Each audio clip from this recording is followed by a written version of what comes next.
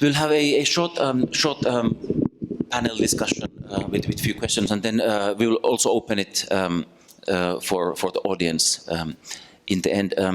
I didn't hear the first part of the seminar, so I don't know what Paul and Heikki you said. I know a bit Heikki's work, of course, from earlier time, and so forth. But I would like to maybe start from this what David told about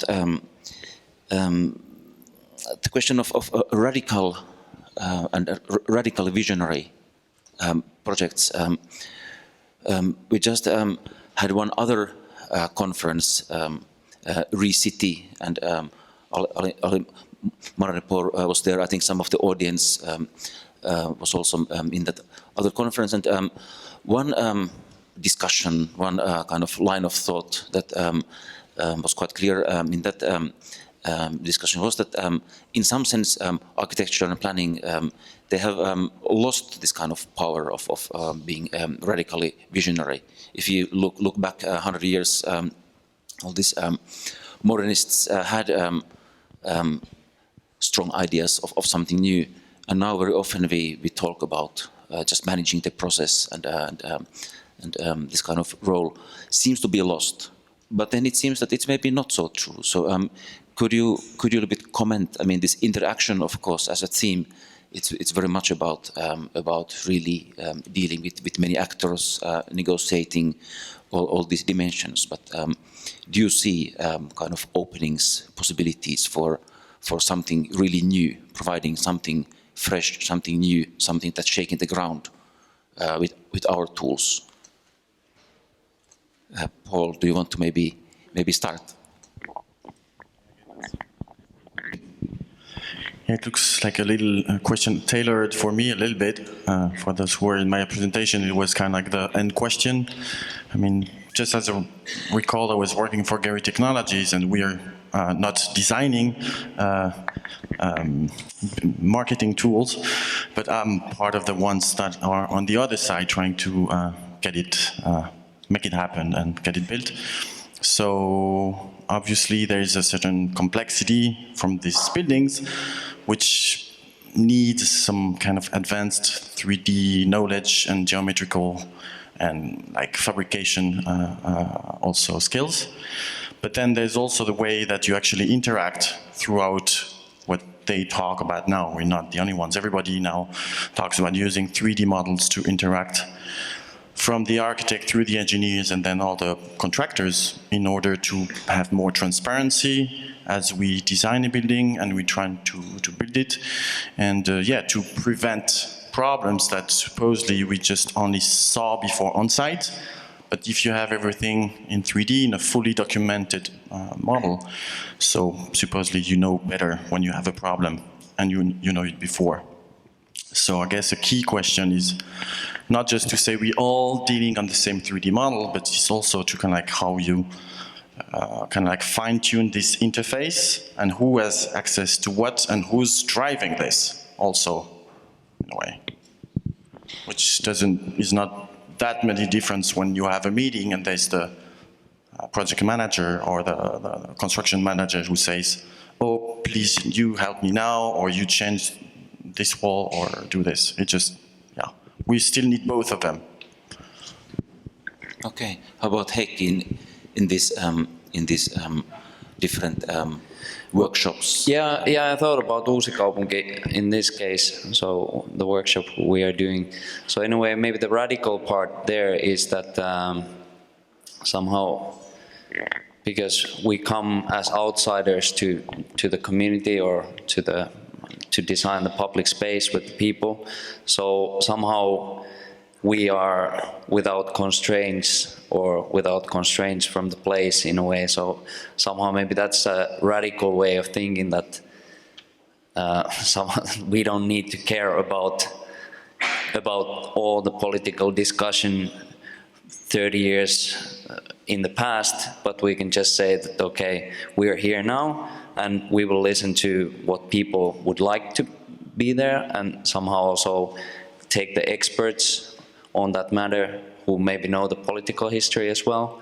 So then quite quickly we have some kind of view, but still we are from outside or looking at it from outside, and somehow maybe that in that sense we can bring some radical ideas which might be really easy actually, but it has just been somehow like the dirt has been shoveled over just too many times, so maybe something like that.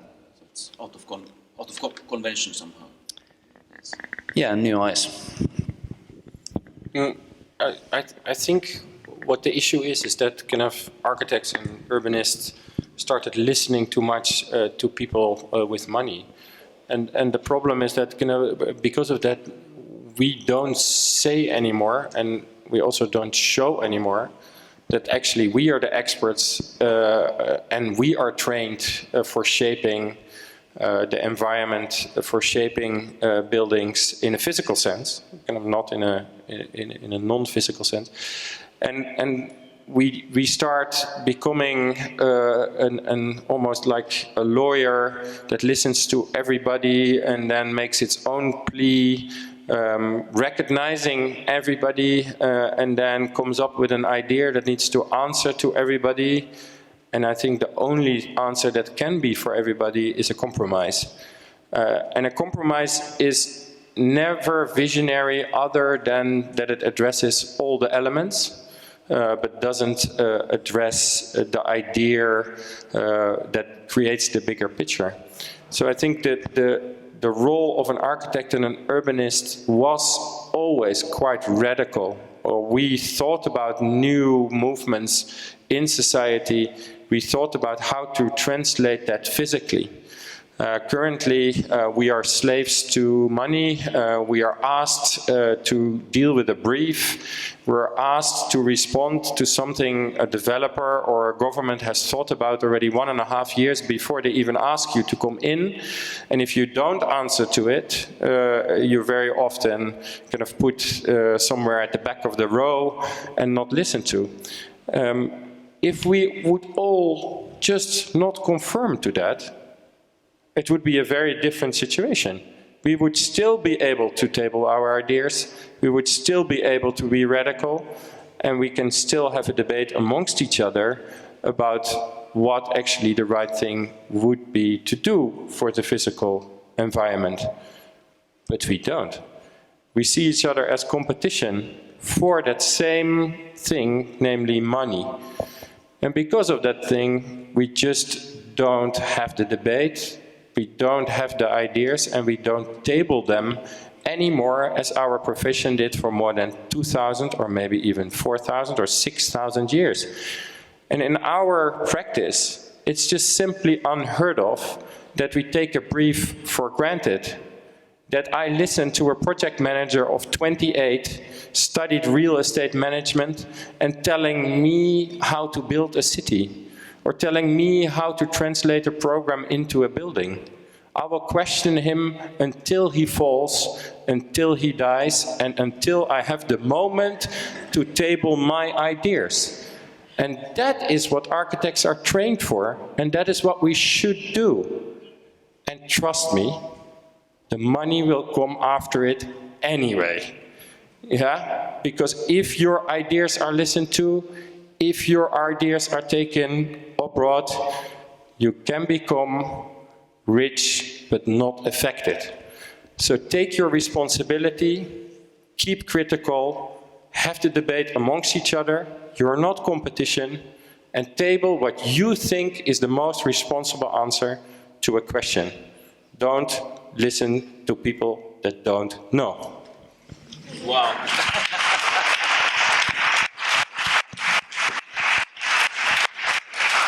Fantastic. There is not much to add to that. I had many questions, but you answered actually all of them. Great. Ali, you had this fantastic picture of them old-fashioned pen drawing a line, and you just sound like drawing a boundary creates a new reality. I mean, can you comment on this visionary dimension from your perspective? Well, it's It's the idea of creativity. And when you are in the process of creating a new design or defining something new, even definition, even naming something, giving words to ideas, you are creating a new reality which may or may not be recognized by others. So that is a sense of, I mean, integral to the sense of well-being for people, to be able to project themselves onto the world. But when that becomes something that is to the detriment of others, then it becomes problematic, as the boundaries can be.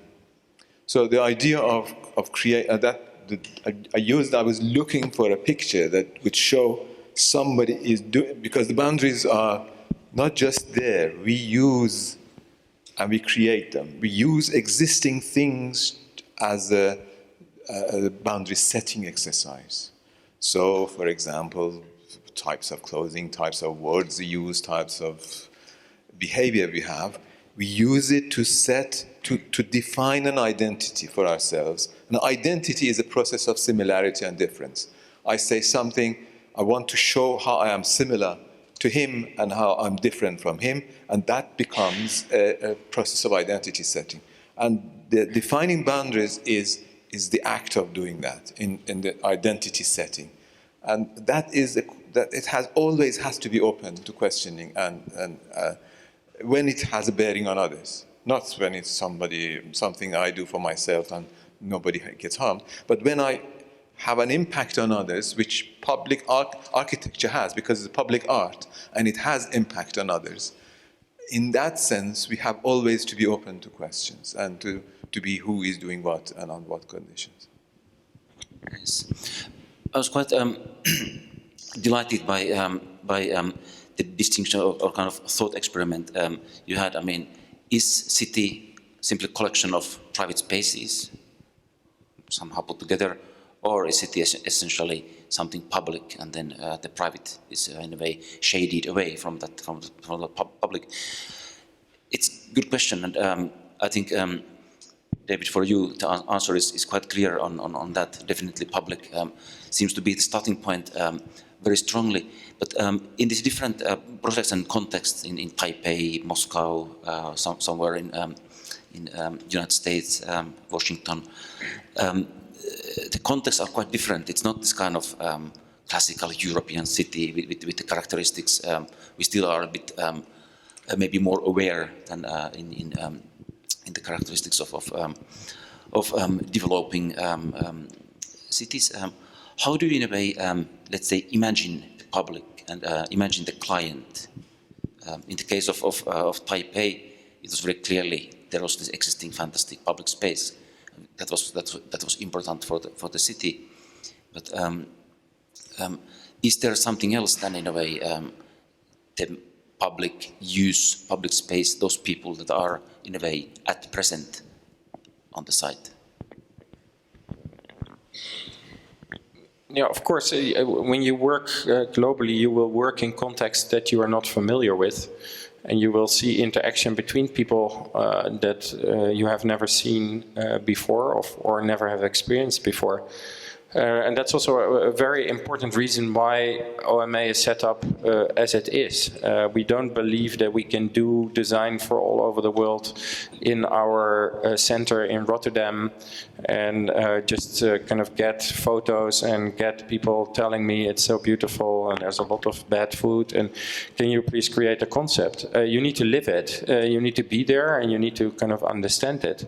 That's also why we do our design everywhere where our projects are and in every kind of context that our projects are. I just returned back to Europe after 9 years of Asia, Tokyo, Beijing, Hong Kong, Sydney. I had to live it to be able to make these projects. And that's a very strong philosophy of the office. You need to be there and you need to really get into it. So we do a lot of research, kind of constantly, not when we are asked to do a project, we start research. We're constantly observing a lot in the world, making our own ideas about them, creating data, creating a kind of an unbelievable body of knowledge that we can activate the moment we need to activate it. It's also because we're simply curious.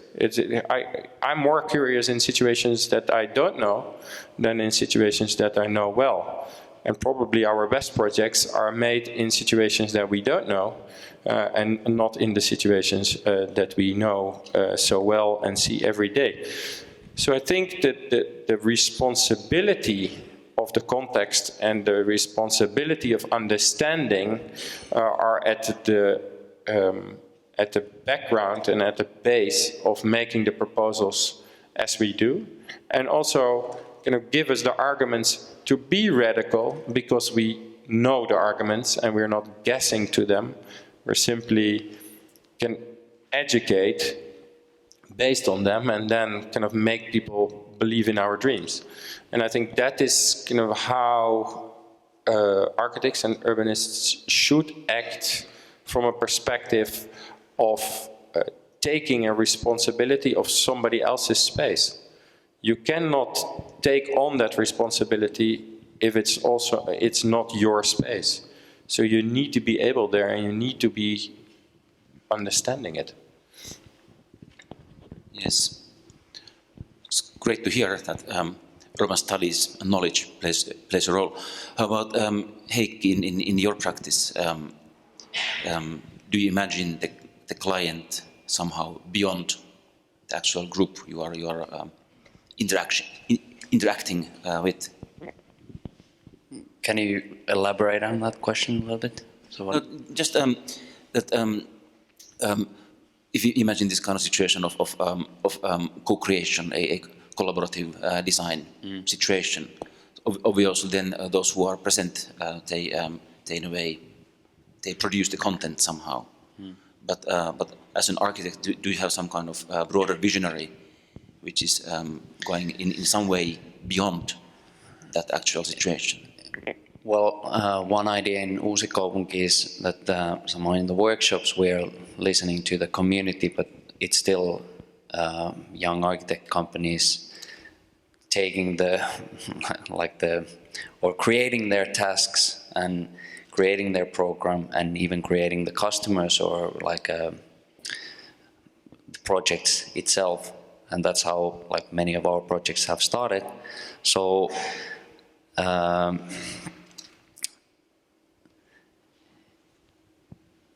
I think, well, at least our studio has exactly done that we are still, I mean, we are not only collecting data or we are not only asking from people and then do something that they are saying, but what we have always been saying in Uusi Kaupunki, that we listen to the people and then we make a synthesis out of that. And that might be something, or well, it's combining all those ideas. And of course we have some agendas of ourselves as well. So, and ideas and design ideas that we take forward as well. Yes, okay. Yes, thanks. We have still short moments of just checking the time. There is one dimension which I think was very strongly present in more than one lectures today, and it's something that I would, maybe my word for that, but in a way, spatial innovation. I mean, like in the theater case, there is new way to organize program space to really produce something new. But how about Paul?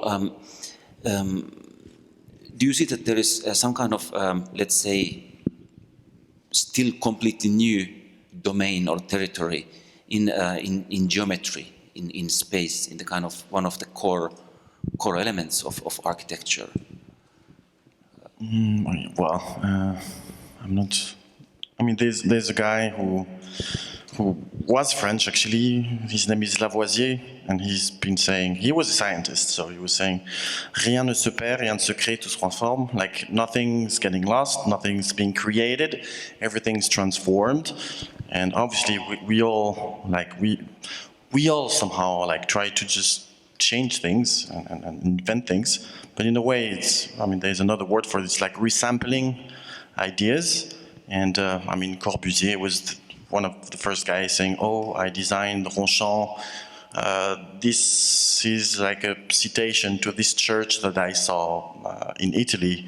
And like in a way, of course, I guess there's like gradient of newness in kind of like what we make as a new ideas for design. But maybe I would see, for example, the last project David presented in Berlin, somehow maybe technical, like structurally, to have a building just so open and have all this communication with these balconies and inverted balconies. Maybe I might be wrong, it's just out of the blue that I'm saying that, but maybe that kind of space never existed before in that kind of geometry. So yeah, I guess there's still room for innovation or new perception of spaces, I guess. Yes, yes. How about audience? Do you still have questions for our panel?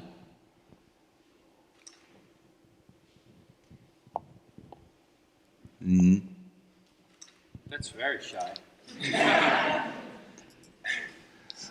Well, okay, please. Hi. Well, first I wanted to make a comment for Gaudy, but she's not here anymore. And I think she would break quite beautifully this male panel that we have here. But someone asked before that, why don't we brand a city with, for example, Helsinki's cathedral? I think that the whole point in the speech there was that it was a bit with a sarcasm there, like, why do we need really to brand a city? I think that the most interesting topic there was, what are we doing, or why are not more sympathetic with social equality, rather than just branding a city with whatever building we have there? Because, for example, in Italy, we have the Tower of Pisa, and we know that because that's the tower, but that doesn't say anything about the city. And then I have a question for Professor Ali. What do you think actually comes first in these barriers? Is it that we are afraid of the other one and then we put these barriers? Or is it that we create barriers and then we create a very harsh environment and then hence change the whole public realm and how we experience the city? And maybe a very, very actual case right now would be the migration to Europe and all these fences that are being built around Europe. Are we creating a harsh environment? Should we be more open? Should we allow people to experience our cities? Like, what comes first? And maybe that also relates to these open spaces that David was suggesting, that we should experience what the people are experiencing before making an intervention wherever. Well, if I may start from the last point you made, it's impossible to experience what others are experiencing. Ultimately, it's my experience. Cannot possibly know what you feel. So it's trying to empathize, trying to understand, but ultimately it's a different story. Each person will have a different story. But when you're designing something, you try your best to see what that reality is and to conform it or to change it or whatever. In terms of the boundaries and in terms the lines of boundaries of public and private and all other forms of distinction are ways of regulating relations between people. So they are not useless, and they shouldn't be removed entirely, but they're always subject of investigation, interrogation, change, transformation, flexibility. And it's not good to say these boundaries are rubbish and throw them away, because this is not somebody's from Mars to have created them. Societies have created them, and societies through history and in every bit. But when we look at places that are more pleasant, more appealing, are more welcoming, more open, and that is the basis of a good society, if it's open and welcoming. And of course, nowadays, the situation that you mentioned about Fortress Europe and not allowing anybody to come in. If you just look at the numbers who are coming to 100 million people population of, sorry, 500 million population of Europe. 500 million is the population of Europe. And so it's not even a drop. So it's a question of sensitivities, political tensions. It's a complicated story. But of course, on the other hand, people will argue, and rightly so, that you cannot have open borders because you want to be able, particularly under the conditions of welfare state, that if you commit yourself to provide welfare and you have open borders, you cannot possibly manage both. You either have open borders where everybody is welcome, but left to their own devices, or you have a provision, your commitment to provide, but provide for the people you can manage. So this is something, of course, it's not black and white, it has to be managed. Sorry, this is another story. Yes, it's of course a really huge question. I had the same question in my mind as well, and it's very, very speculative, but referring to Ali's lecture and these kind of classical examples of European urbanism, one storyline is that in some historic moment, human settlements were basically for an extended family, for a clan, for some kind of group of people that was ruled by some kind of small dictator, some kind of guy, usually, of course. And then the big invention happened in Greece, where public space was invented in some sense we imagine today, which is then the space of a political community. It's the space of fights, struggle, political decision making, and basically a space of living together, independent of different opinions. And it's 2,000 years ago. I don't know.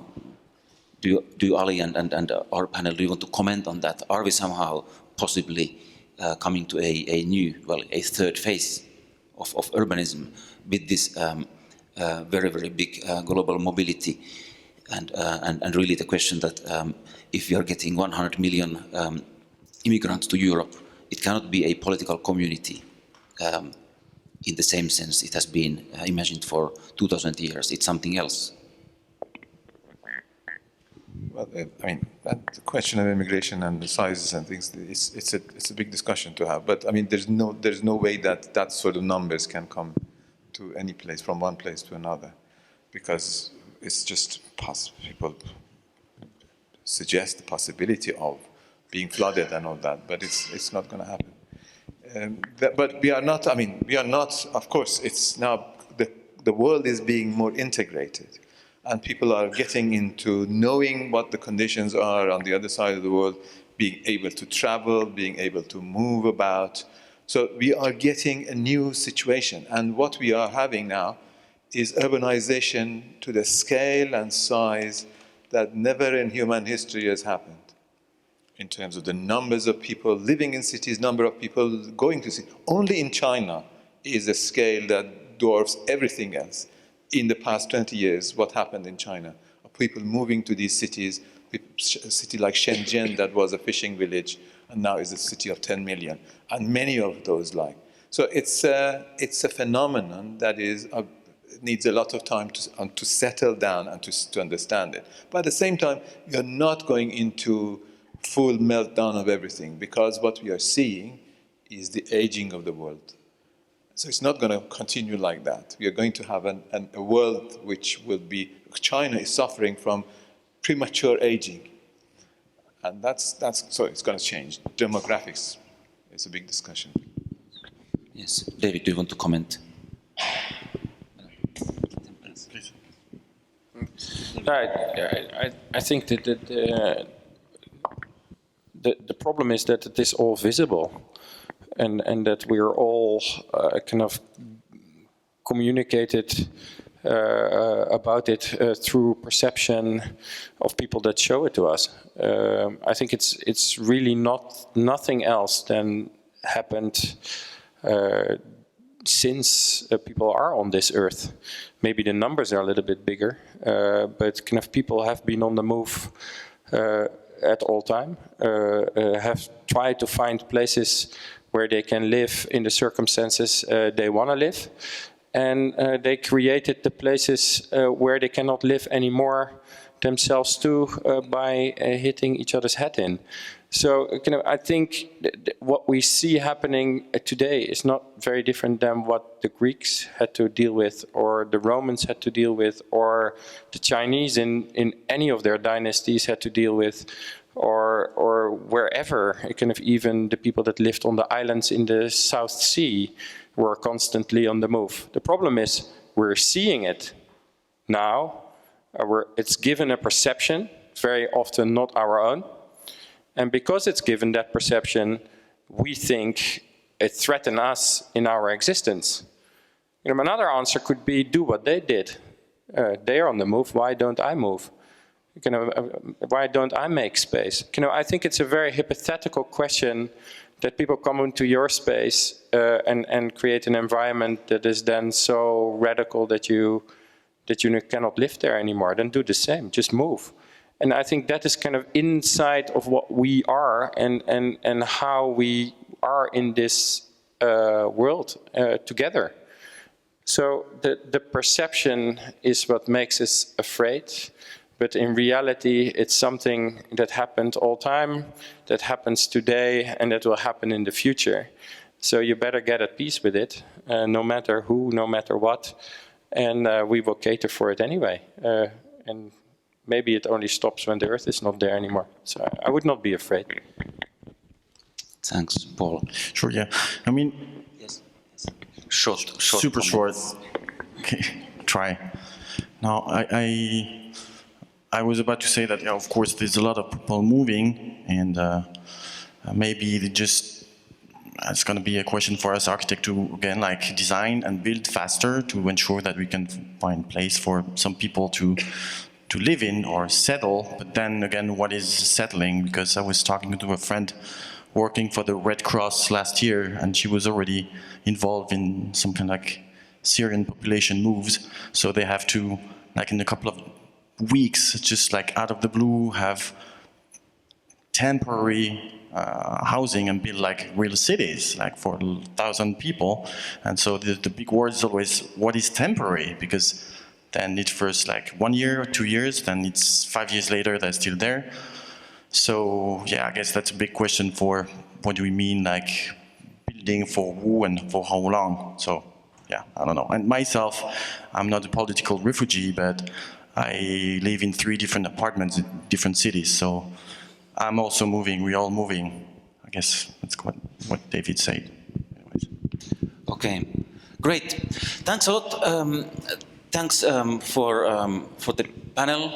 Thanks for audience. Thanks for organizers of the 2015 Tampere Architecture Week. We can continue interaction on the way, and in a place called is it Bona or Buenaventura? Buenaventura, which is a few blocks away from here. But let's give a big hand to our speakers. And